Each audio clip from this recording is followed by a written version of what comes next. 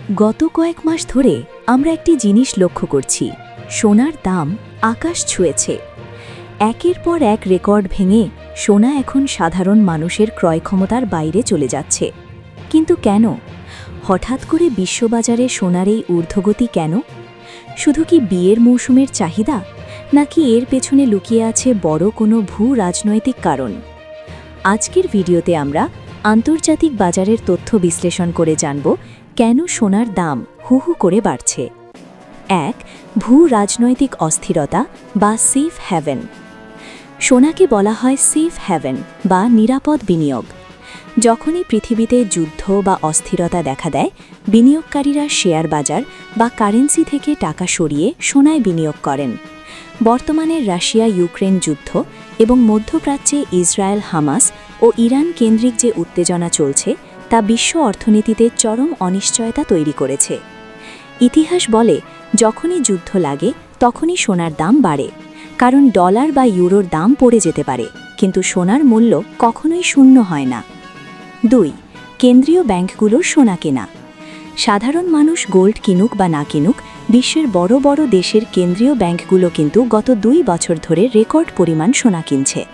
বিশেষ করে চীন, তুরস্ক এবং ভারতের কেন্দ্রীয় ব্যাংক তাদের ডলারের রিজার্ভ কমিয়ে সোনার রিজার্ভ বাড়াচ্ছে।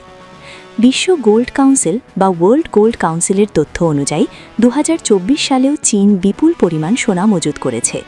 যখনই কোনো বড় রাষ্ট্র প্রচুর পরিমাণে সোনা কেনে, তখন বাজারে সোনার সরবরাহ কমে যায় এবং স্বাভাবিকভাবেই দাম বেড়ে যায়।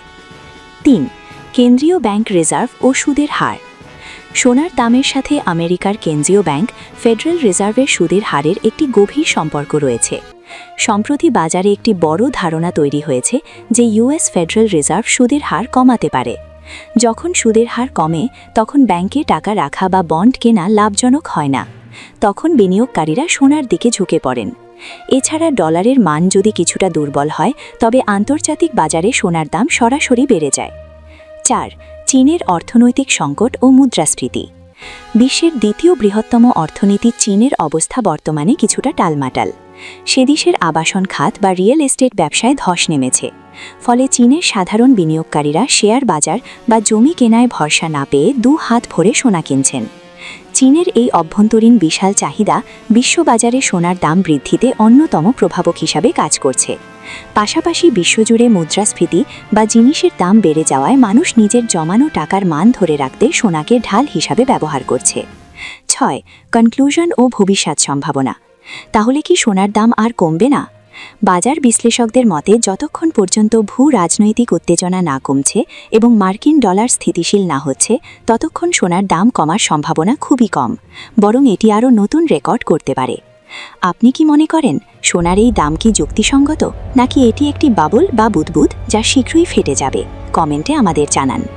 ভিডিওটি ভালো লাগলে লাইক দিন এবং অর্থনীতির এমন আরও তথ্য পেতে আমাদের সাথেই থাকুন। ধন্যবাদ।